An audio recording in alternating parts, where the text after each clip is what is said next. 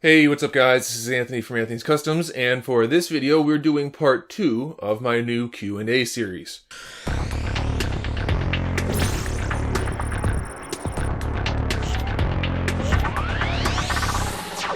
I'm just going to run through the comments in the YouTube video where I asked for the questions. I'm going to run through them in order, answering as many as I can.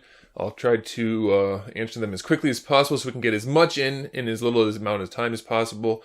Again, save any more questions for like next time I ask for them. Otherwise, I'm just going to treat them like quick questions and answer them in the comment section like I normally do. I'm not going to do it in this format because I still have like 350 questions to go through from the first one. So any more big questions, just hang on to them, save them for later, and enjoy what we have here. First question up is from Sitabdo Majumdar again. He had a third question, that's fine. His question is, what is my favorite custom action figure I ever made? That's tough. I really like a lot of them, and at the time of me making them, they are usually my favorite. But looking back, there are some that I am particularly fond of. One was my Strider Hiryu. Another one would be the Gambit I did. Not the gray version, but the normal classic-looking Gambit. I really enjoyed that. I really enjoyed a few of my Deadpools, my Teenage Mutant Ninja Turtles, Rocksteady and Bebop. My Armored Up Iceman, I could kind of keep going. I really enjoy a lot of the ones I've made because I get to put... A lot of my customers let me put my spin on things. And so because of that, I really enjoy them when they turn out because I made them the way I envisioned the character. So it's kind of hard to just pick one. So I can't really do that. Wisesaur asks, do I like Attack on Titan? Well, yes, but you should watch my anime video. Do a search on my channel, you'll find it. Nobody with a Hat asks, what is my favorite Deadpool custom I have made? It's probably the one... Well, that's tough. I really like the figure itself of the one I made that had the Radio Flyer wagon to carry his accessories. But if I was counting the entire project as a whole, it's the Armory Deadpool. I made an entire army for this guy. He had like little ammo boxes. I made ammo boxes that were this big. I made like 30 of them, different varieties of different ammo. He had all kinds of guns, weapons, lockers, everything. And that's, I have that on my YouTube channel. It's one of my really, really old videos, which is horrible. I think I reviewed the figure and then did a slideshow for the stuff, for the accessories. I'm not sure, but it's one of my really old customs, but I was really pleased with it. And I enjoyed that one a lot. Shipmaster239 asks, if any one figure line could be re-picked up, which would you have it be? Like, I really wish the NECA Dead Space line could be picked up and have more be made. Well, that's an easy one for me. It's the Soda Street Fighter. If we could get them back doing the Soda Street Fighter figures the way they were originally done, but with today's technology, man, they'd be a force to be reckoned with. It'd be fantastic if we could do that. Austin Drury asks, how long do you usually spend with a figure before review, or is it out of the box and straight into the review? Well, that's a good question, actually, because I know some people have different methods. And for me, the method is dependent on the figure and when I shoot the reviews, honestly. For instance, the box of stuff I got recently that somebody sent me to review, I'm not going to play with the figures a bunch because I'm going to be in the review studio very soon after I got the stuff. So I'm just going to grab them, look them over, do the review. Some figures I get and then like I don't have another batch of reviews to do for like a week, so I happen to spend more time with the figure. Generally, I just spend enough time with the figure to go over it, even when I do have more time, just so that I know what I'm talking about for the most part, and then you guys can see my reaction or hear my reaction to things as I react to it. That way it's more of an honest thing. I don't like doing scripted reviews. Obviously, my reviews are a little more authentic in that regard, so that's what I do. Hopefully that answers your question at least a little bit. Hashir Naved, I'm sorry if I pronounced that incorrectly. Number 1, have I watched Steins Gate? I have not. 2, did you like Metal Gear Rising Revengeance? I only played the demo. Seemed cool, but that's all I know, so can't really say. I didn't dislike it from the demo, I just never played more. Dark Spider Knight 115, what are your thoughts on Batman v Superman Dawn of Justice so far? I think they should spend less time worrying about what Marvel's doing and just make the movie they were going to make and put it out when they're going to put it out. They've essentially delayed the movie, not essentially, they have delayed the movie a whole year. And now everything they do, everybody's freaking out about because it's been hyped up and talked about for a year when it's already been finished. And now when it comes out, it's impossible for it to live up to the hype that it's been generating over this past year. They totally screwed the pooch on the whole thing. As far as the movie itself, I don't know. It looks like it could end up being good. It looks like it could end up being horrible. From what we've seen, it's very iffy. So I'm hopeful. I'm reservedly hopeful. The Govna 13 asks, what do I think about Disney changing the genders and races of classic Marvel heroes instead of making new ones? I actually really don't like it. Don't change a character so that you're more politically correct. Make new characters if you want to, but characters that exist.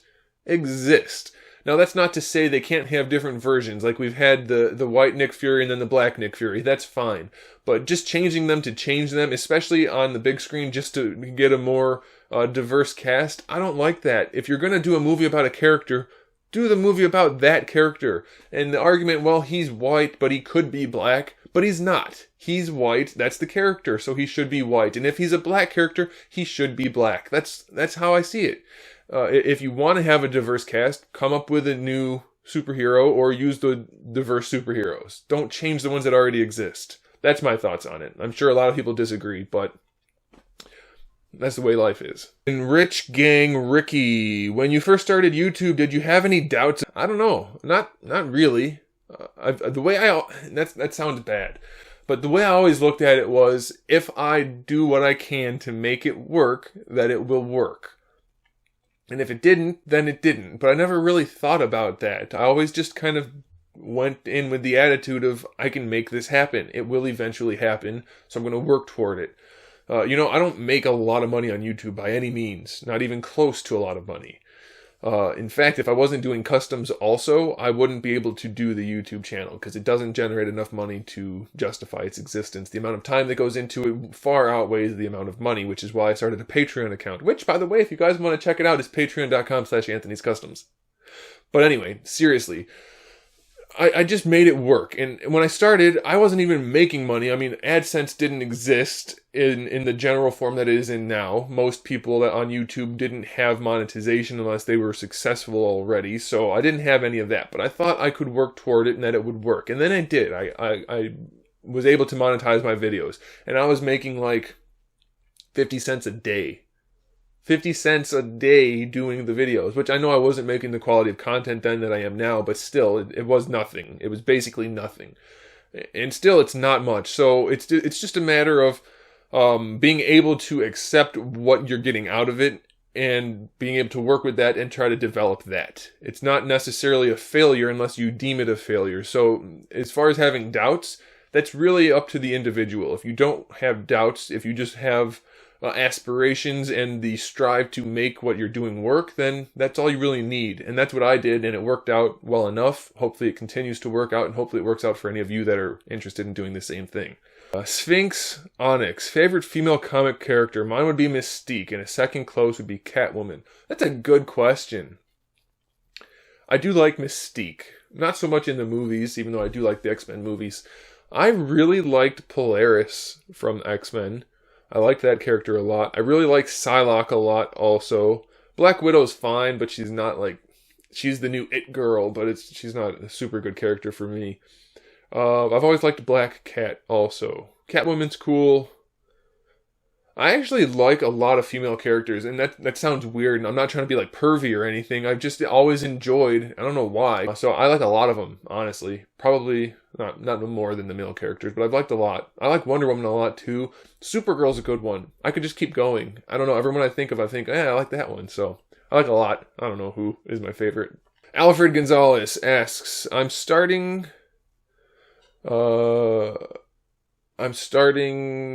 he's starting to collect the DC Collectibles New 52 figures, and he only has Superman. Which figure do I recommend, and ones I don't? I don't know. I don't collect DC Collectibles New 52 stuff. What is your favorite figure and least favorite figure? What are your thoughts on action figure reviewers? That's a loaded question. Okay, so first is my favorite figure. I think my favorite figure...